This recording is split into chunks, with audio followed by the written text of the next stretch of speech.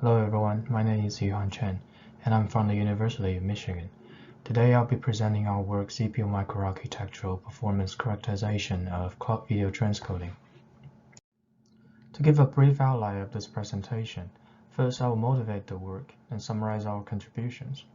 Then I'll start with some basic backgrounds to help understand the work, followed by how we profile video transcoding, what parameters we'll focus on. Then I'll show the results of the profiling with explanations of the results.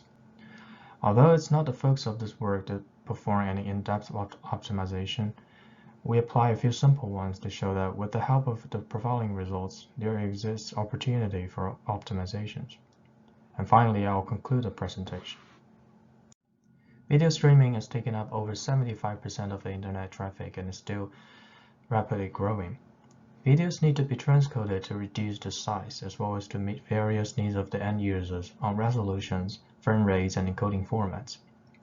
A large number of videos are uploaded to streaming service providers like YouTube and Facebook, who performs video transcoding on each of them. Having a better understanding of video transcoding and where the bottlenecks are help further optimizing video transcoding operations and can lead to millions of dollars cost saving. Here I summarize our contributions. We perform CPU microarchitectural profiling of video transcoding with Intel's top-down analysis method. We identify the front-end bond, back-end bond, and the batch speculation portion and their trend with respect to, firstly, combinations of two x264 encoding parameters, CRF and refs, and secondly, 9 different x264 encoding presets excluding placebo, which we'll talk about later. And finally, video complexity. In terms of the optimizations, we apply AutoFDO and Graphite to improve the instruction cache, branch prediction, and data cache performance. And we also explore the benefits of smartly scheduled transcoding tasks to different hardware configurations according to the profiling results. Video transcoding is to decode a source video into raw video, and then encode it again to the target video frame rate, resolution, and format. Decoding is relatively straightforward. It simply decodes whatever format into raw video format. But encoding is more complex and will be the focus of our profiling. We use FFmpeg compiled with x264 encoder, which is a state-of-the-art high-performance encoder, to do the transcoding. Among the large number of encoding parameters x264 provides, we pick two of the most important, CRF and refs. CRF controls the encoded video quality, ranging from 0 to 51, 0 being lossless and 51 being the worst quality. Better quality comes with the cost of longer transcoding time and larger file size. Refs controls the number of frames can be referenced when doing interframe encoding, ranging from 1 to 16. Higher refs number can lead to better compression and thus smaller file size, but with the cost of longer transcoding time. x264 also provides 10 presets by putting together many important x264 encoding parameters. For profiling, we apply the Intel's top-down analysis method, which measures the utilization of pipeline slots. Essentially, CPU will fetch instructions and decode them into one or more lower-level operations called microoperations. And then the microoperations will go through the pipeline and get executed. In a CPU pipeline, the front end is responsible for fetching and decoding the instructions, and the back end is responsible for executing the microoperations fed by the front end. For each CPU cycle, if a microoperations is allocated to the pipeline slot, then we'll have to see if it eventually retires, because the more than out-of-order CPU can do things speculatively, and a microoperation badly speculated will have to be flushed as if it never happened. So if the microoperations never actually retires, it is categorized as bad speculation. If the pipeline slot is not allocated, then we'll have to see if that's because the front end failed to feed the microoperation, or the backend store lead to no space for the new microoperation. In this way, each pipeline slot is categorized into retiring, which is good, and bad speculation, front-end and back-end bond, which hurt the performance. Now I'll talk about our experimental setup. It is infeasible to cover all of the parameters and the large number of combinations of them. So we picked the CRF and refs as they are among the most important. We profile all combinations of CRF 1 to 51 and refs 1 to 16, which is 816 total. And then to explore how the other important parameters affect transcoding performance. X264 provides 10 presets from ultra-fast to placebo, and they are just combinations of X264 encoding parameters. We profile across 9 presets X264 provides, excluding placebo, as FFmpeg discourages from using it. And finally, we explore how the intrinsic video complexity can affect transcoding performance. Here we borrowed how VBench measured the video complexity using video entropy, which is the number of bits required to encode a video with visually lossless quality. Here we start with the profiling results across CRF and refs combinations. The 3 heat maps are for front-end, back-end, and back speculation respectively. All 3 heat maps are of the same shape, except that they represent different bonds. The values are in pipeline slot percentage. And the 3 axes represent transcoding time, transcoded file bitrate, which stands for the file size, and peak signal to noise ratio, PSNR, which stands for video quality. The optimal point is the red point showing the heat map wave, as we want high quality, low transcoding time, and small file size. So from the heat map, we can tell that when increasing CRF and refs, percentage of the backend bond pipeline slot will increase, while front-end bond and back speculation pipeline slots will decrease. If we take the projections from last slide, here's what they look like. Projection A is the projection onto the bitrate and PSNR plane, where each line represents 1 CRF, and the horizontal length of each line represents the range that bitrate vary when changing refs from 1 to 16. The takeaway from projection A is that lower CRF benefits more from increasing refs number. As the line appears to be longer, more bitrate can be saved when changing refs from 1 to 16. And here projection B is the projection onto the time and bitrate plane. Each line also represents a different CRF, and the horizontal direction shows the effect when increasing refs number. It is clear that increasing refs number will increase transcoding time because more frames to search means more work to do. The shape of each line shows an output point, beyond which increasing refs will have less or no return in terms of reducing file size, but with an increase in the transcoding time. The takeaway from projection B is that increasing refs number beyond output point can be very cost inefficient. Now with the coarse grain top-down level results, we go deeper into some more detailed results of each resources.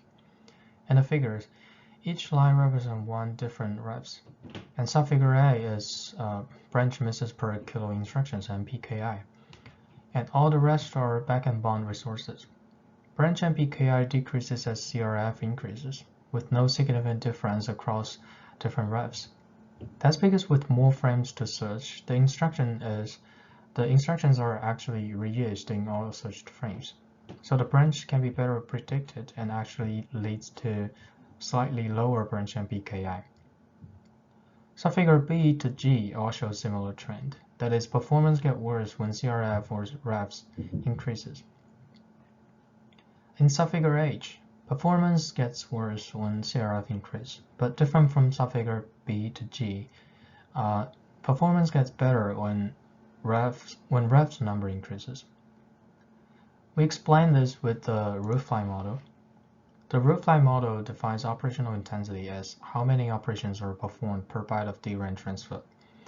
Low operational intensity often means that performance is memory bound, and CPU is not fully utilized because it's constantly waiting for the memory traffic. And only when the operational intensity is big enough, and then the performance becomes compute bound.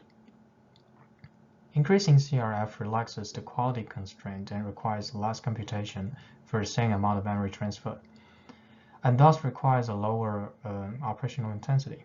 On the other hand, increasing revs increase both total number of executed instructions and memory traffic, but more on the memory traffic, thus lowers the operational intensity as well.